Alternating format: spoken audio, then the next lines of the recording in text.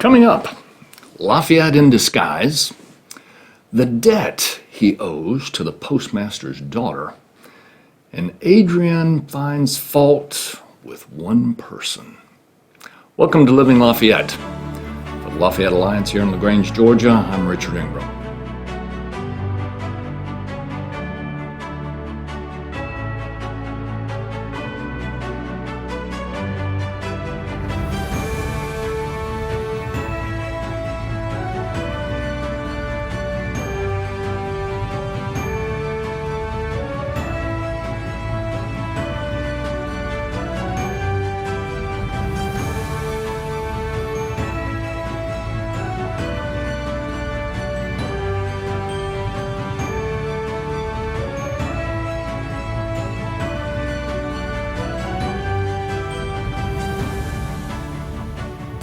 Lafayette boarded ship at Calais to sail across the English Channel to London.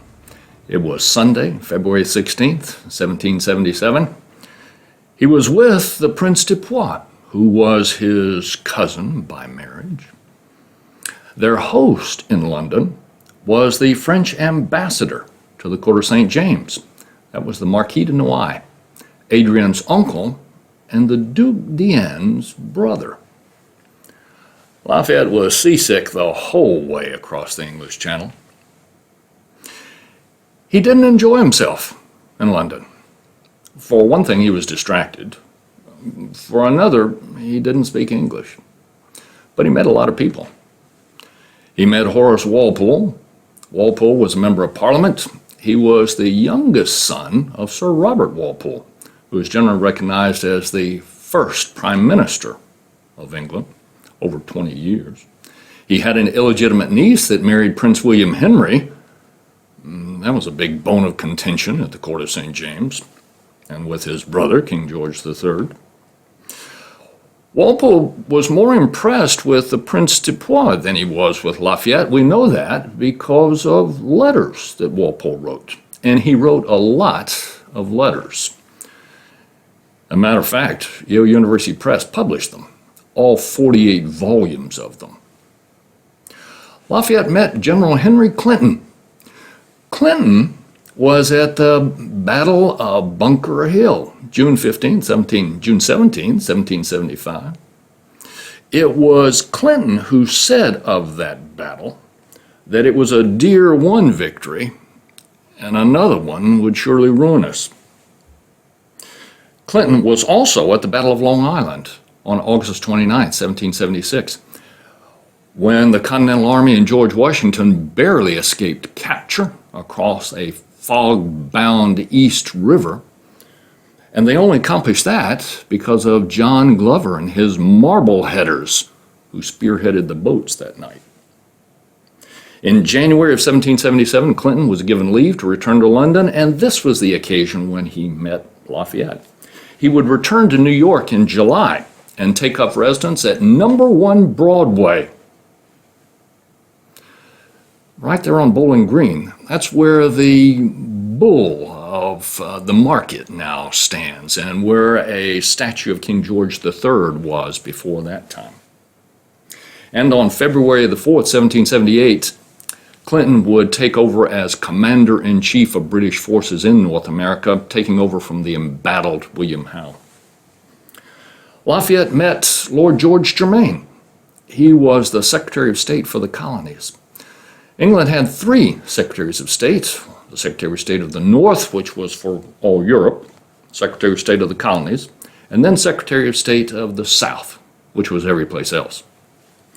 Interestingly, Germain had been at the Battle of Minden, August the 1st, 1759. You recall, where Lafayette's father died.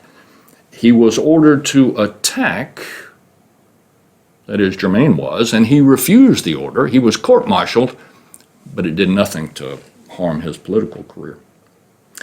He met Lord Rawdon. Lord Rawdon was a lieutenant. He was at the Battle of Lexington Concord, April the 19th, 1775, and he was at the Battle of Bunker Hill 2 months later. In fact, his commanding officer was wounded, and Rawdon stepped into the breach to lead the third charge on Breed's Hill, a successful charge. And it said that Rowden is the one who executed Dr. Joseph Warren. Dr. Warren was from Massachusetts. He led the insurgents. He had been commissioned a major general in the militia to fight at Bunker Hill, but he chose to fight as a private. He was at Reed's Hill. He'd been mortally wounded.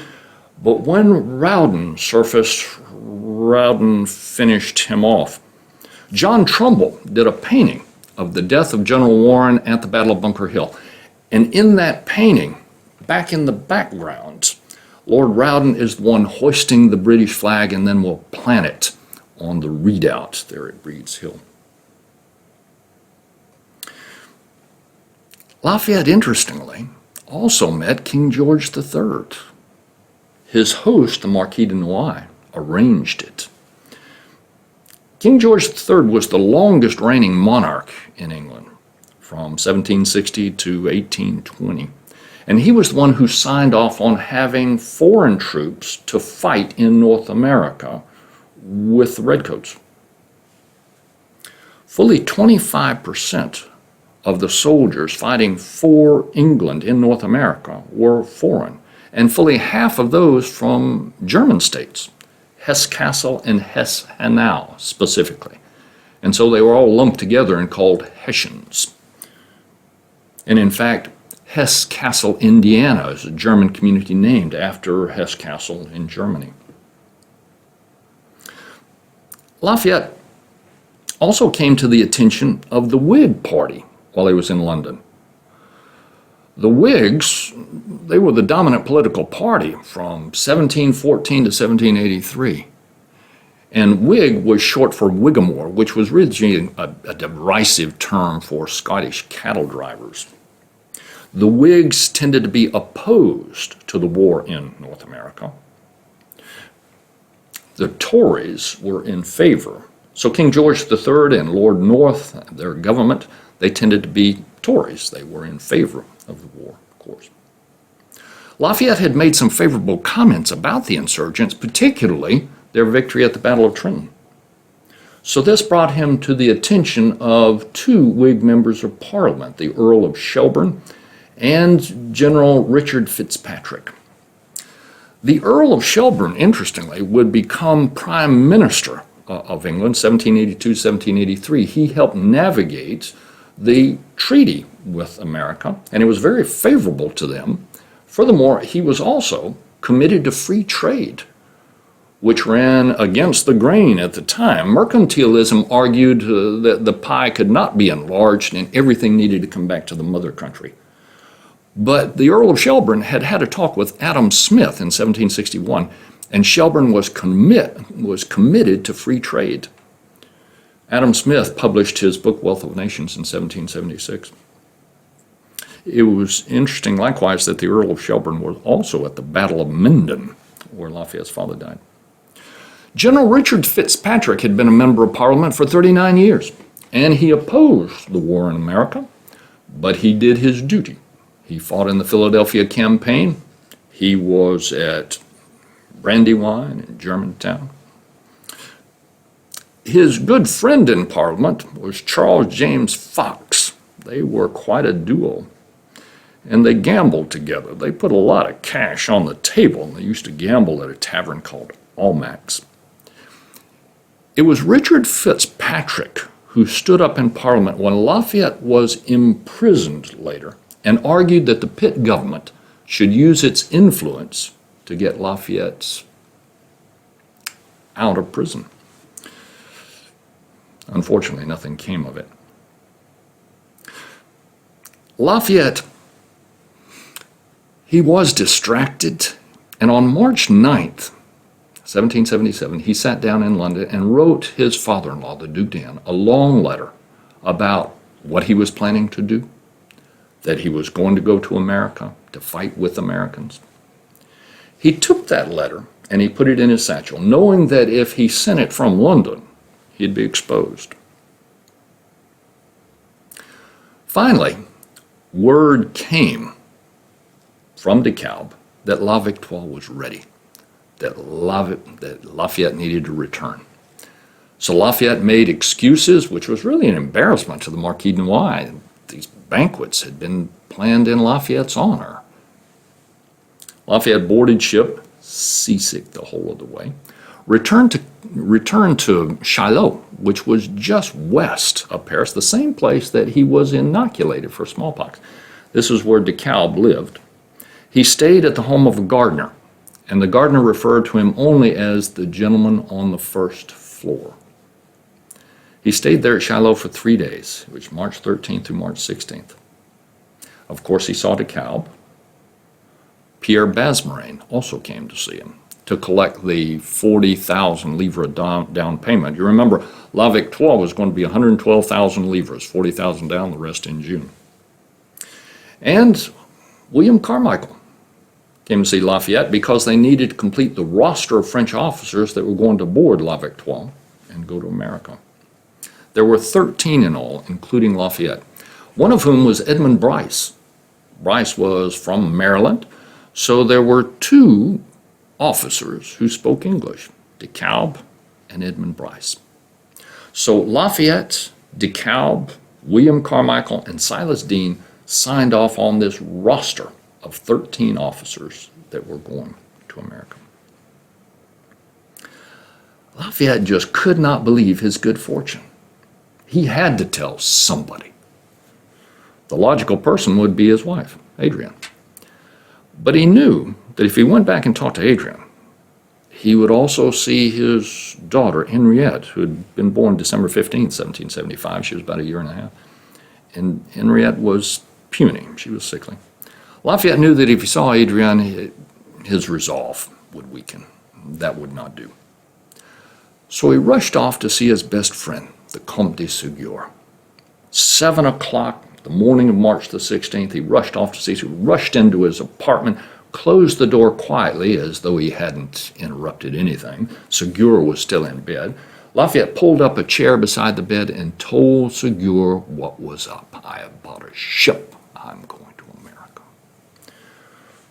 Ségur was amazed, a little jealous. And then Lafayette rushed off to tell his other good friends, the Comte de Noailles, the Vicomte de Noailles. By noon that day, on March 16th, DeKalb and Lafayette boarded a carriage and headed east toward Paris, and then they'd loop around toward Bordeaux. But when they were in Paris, they stopped hard by the Hôtel de Noailles. Lafayette scribbled a note to Adrienne, and then pulled that letter out that he'd written in London to the Duc d'Enghien. He added a quick addendum, and then sent them off by carrier. And then he and DeKalb circled around and headed to Bordeaux. Lafayette figured he'd board La Victoire, he'd be out on the Atlantic before Adrienne and the Duc d'Enghien had time to process what was happening. When he and DeKalb arrived in Bordeaux, La Victoire was not ready. This really threw a kink in the works. Lafayette had anticipated this would be seamless, that he'd get right aboard, he'd be on the Atlantic. He was concerned now with this delay, that the Duc d'Enghien and Prime Minister Maurepas, this would give them time to rally, and they could send soldiers to stop him, to abort the mission. DeKalb was aware that the Duc d'Enghien was not enthusiastic about this mission, but he had no idea that the Duc d'Enghien, in fact, was absolutely opposed to it. And here Lafayette told him. The two of them decided they needed more current information. What was the status of the king, the prime minister, and the Duc d'Enghien? So they decided to send a letter of inquiry. This would go to the Vicomte de Cogny, who was Lafayette's good friend in Paris. So they sent that letter by courier the next day. That was March the 20th. And then they waited. Back in Paris, Adrienne and her mother, Henriette, received Lafayette's letter, and they were taken aback, not so much by the adventure. They didn't hold that against Lafayette. They understood him, but by the abruptness of it. There was no time to say goodbye, and they didn't know when he was going to return. Adrienne, for her part, was stoic. She would not let anyone see her cry. She knew if she did that, that she would get sympathy for her lament, and that would stoke antipathy toward her husband. She would have no part of that. No one saw her cry. She held only one person at fault, Pierre Basmarin. He supplied the boat for the quick getaway. The Duc d'Anne, on the other hand, he wasn't sanguine at all. He was outraged. This was an embarrassment to the family. This was a mockery to France. And it was going to throw a wrench in his vacation to Italy. He and his sister, the Comtesse de Tesse, and her husband, the Comte de Tesse, they had been planning on this trip to Italy. They were going to meet at Marseille on April the 15th and then on to Florence and Naples, and now this. Lafayette had thrown a wrench in the works, and Duc d'Anne was not going to have it. He went straight away to Prime Minister Maurepas. Maurepas really had no misgivings about Lafayette going to America, appreciated his initiative. But he did have to placate the Duc d'Anne, and Maurepas was aware that he had British spies. They were vigilant there in Paris. They were looking for any breach of neutrality. There was Lord Stormont and his sidekick, Colonel Smith. And Lafayette, after all, had gone to London, had met King George III, and now this, it could be provocation. So Prime Minister Maurepas knew that he had to reinvigorate that facade of neutrality. He had to pay attention to something else. Lafayette had now come to public attention, and people liked what was going on. They liked Lafayette's daring. So if Prime Minister Maurepas came down too hard on Lafayette, he could incur the displeasure of the public. Public opinion was now having some effect on public policy, and Maurepas didn't want to have to deal with public displeasure. So he decided on middle ground, and the Duc d'Anne was on board with this. Maurepas would write out an order in his hand, but under the king's seal, and would send orders to Lafayette to cease and desist, to give up this mission, and to meet the Duc d'Anne and company at Marseille by April the 15th for a trip to Italy. This would cool Lafayette's heels. It would placate Lord Stormont, placate the Duc d'Anne. Everybody would be happy. Prime Minister Maurepas sent the courier to Bordeaux with those orders. Back at Bordeaux, Lafayette had to sign the embarkation registry. He had to admit that he was Catholic. That was required. He was concerned that Prime Minister Maurepas and the Duc d'Anne were still after him. And so when he signed in as the Chevalier de Chavanillac, blonde, 20 years old, tall. Well, he was 5'9", that is tallish, but he had reddish hair, he was not blonde, and he was 19, not 20. And Chavanillac, so that's a variation of Chevanillac, where he was born.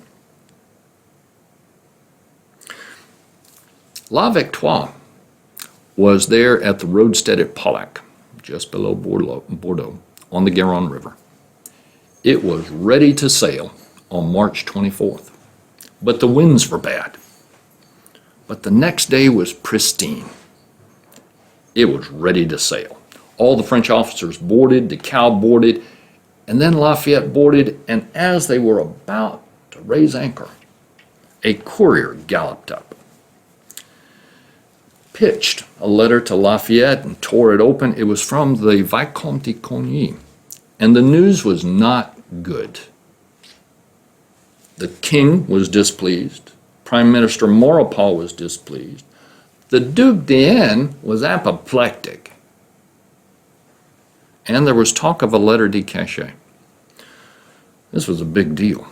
A lettre de cachet was from the king, and it was an order to be imprisoned It did not have to name charges. It did not have to name a term of imprisonment.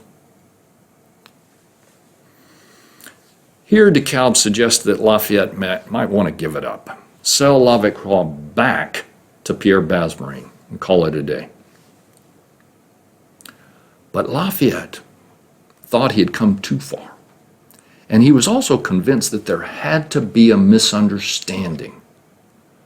Why would the king, the prime minister, the Duc d'Enghien, why would they be so adamantly opposed to this mission? It made no sense to him.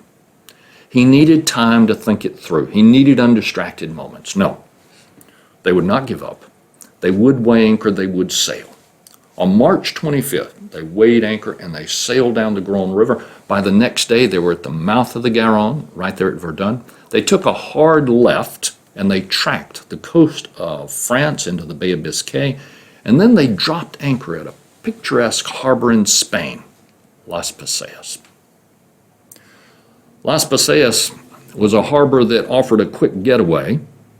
They would have been more secluded in nearby harbor at San Sebastian, but they dropped anchor at Las Paseas because they could maneuver more quickly. They arrived on March 28th, and here Lafayette settled in to think it through.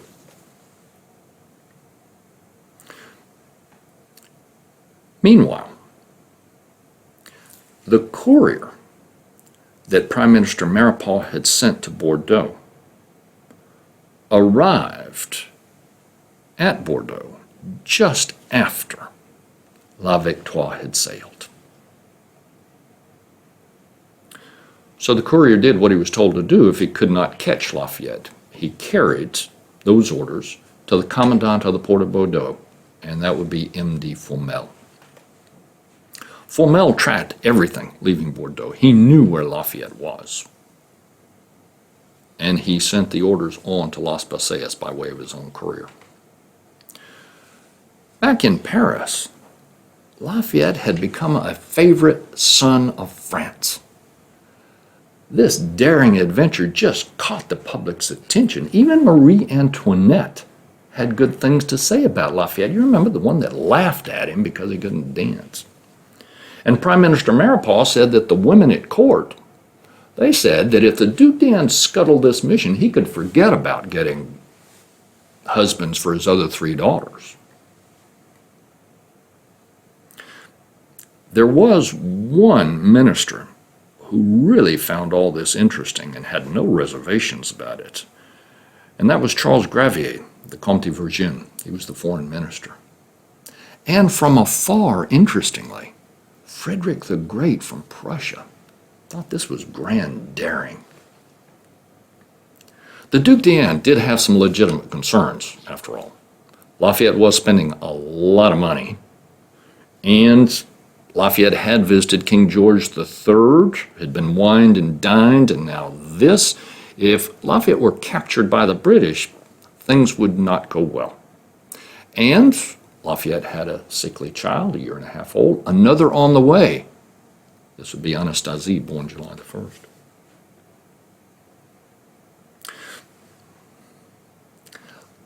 Lafayette, though, just knew that he had to finish this journey, despite all those things. And fortunately, his wife Adrienne understood him. The Duc de Broglie and Silas Deane tried to distance themselves from Lafayette so they didn't get caught up in the Duc d'Engien's whirlwind. The Duc de Broglie had a letter in Lafayette's hand that absolved him of all complicity. Lord Stormont thought it was a forgery. Silas Deane, for his part, had written George Washington and the President of the Continental Congress, John Hancock, asking them, when Lafayette arrived, send him back. Even King Louis XVI got in the act. Louis XVI wrote an order saying that no French officer to go to America, and specifically, the Marquis de Lafayette is to return, to cease and desist. Here's an example where bureaucracy trumped. So the king gave this letter to his Minister of War, Montbray. Montbray then gave it to the Minister of Marine, Sartine. Sartine, number one, he supported the insurgents in the war in America, but number two, he was a stickler for protocol.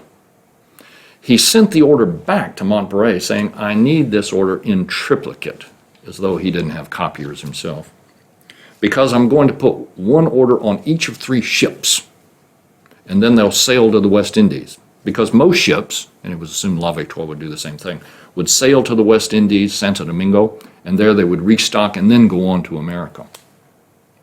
So Sartine sent it back to Montbray. Nothing ever came of the order. It just vanished in the bureaucracy. M.D. Fomel's courier arrived at Las Paseas on March 31st. Lafayette opened the orders. You are ordered to cease and desist. You are ordered to join the Duc d'Anne by April the 15th at Marseille with his company for a trip to Italy.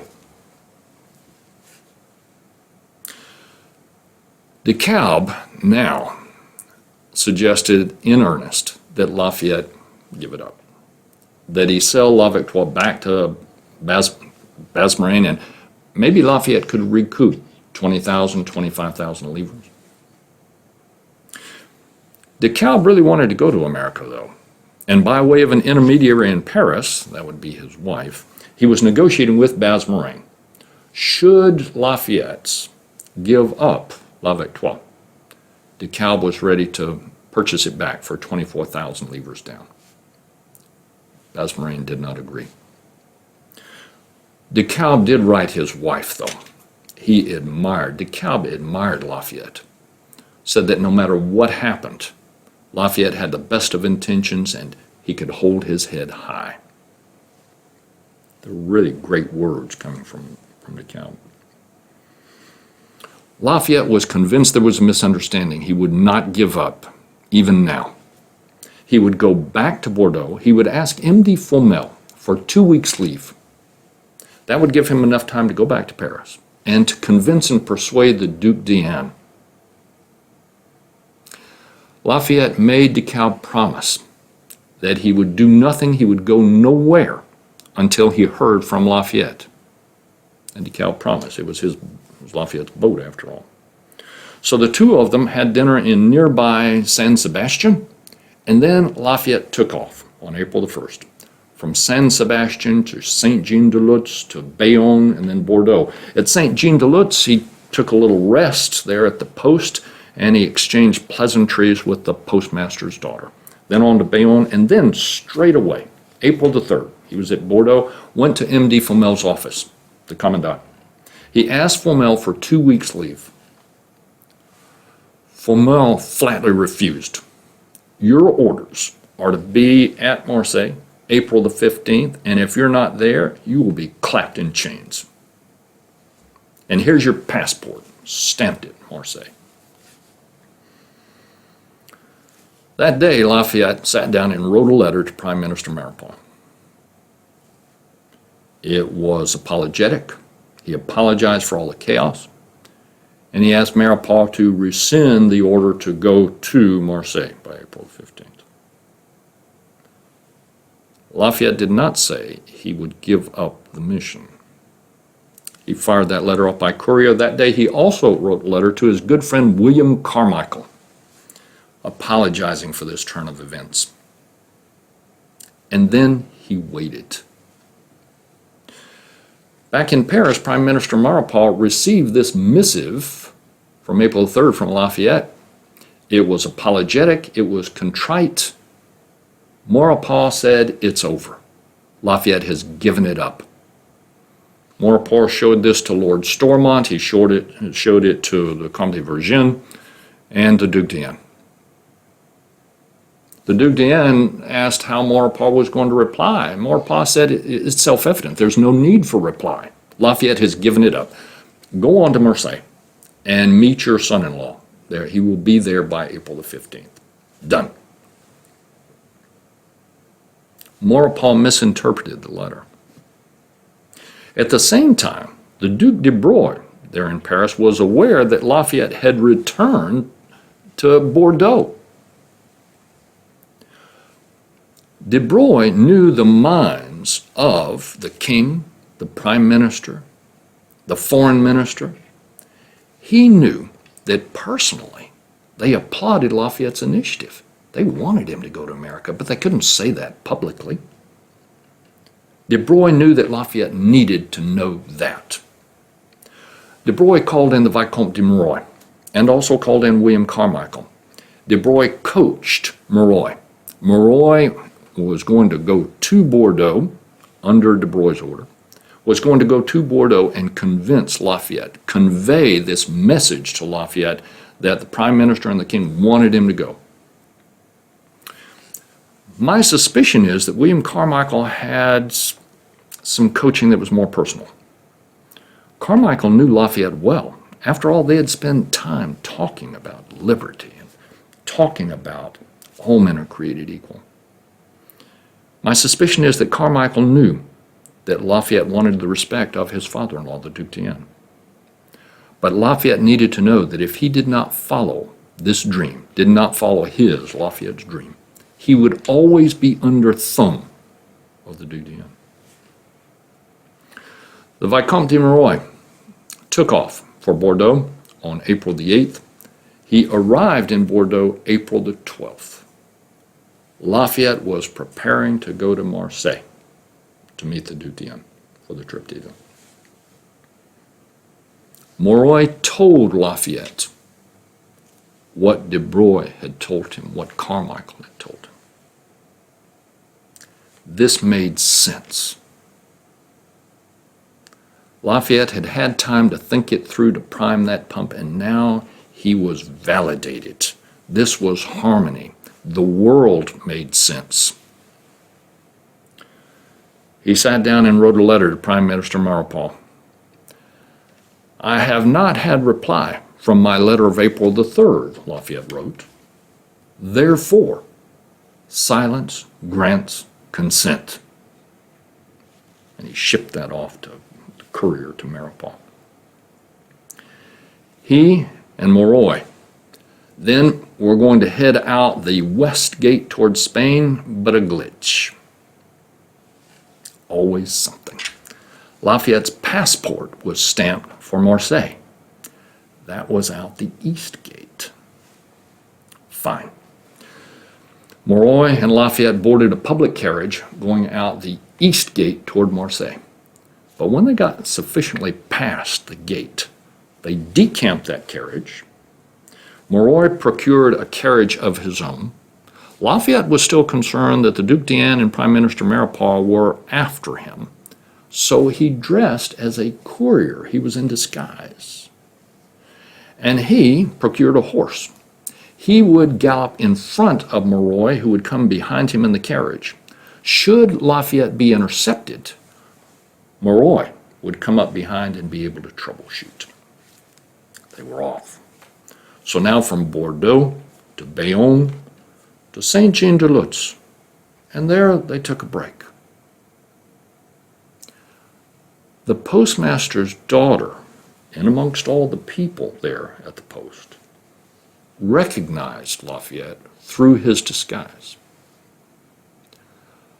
Lafayette was certain that if she exposed him, if she blew his cover, it would end this mission.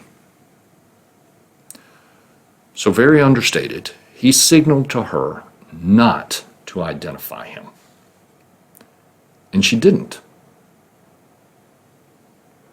Lafayette thought she saved the mission by that little non-act. He was forever grateful. I don't know her name. I don't know the rest of the story. But Lafayette felt that she was seminal to his success. From Saint-Jean-de-Luz, then on to San Sebastian, and then on April the 17th, there in La Victoire, there was de Kalb, who was delighted to see Monroy and Lafayette galloping up. De Kalb wrote his wife. He was so delighted about it. He wrote Silas Deane. He wrote the Duc de Broye. The day before La Victoire weighed anchor, Lafayette wrote 2 letters, the last 2 he would write before embarking on the Atlantic. One was to his wife Adrienne, and the other was to his good friend William Carmichael. On Sunday, April the 20th, 1777, La Victoire weighed anchor, sailed into the Atlantic. Finally, it was the end of the beginning. This is Living Lafayette. To discover, to inform, to entertain. Till next time.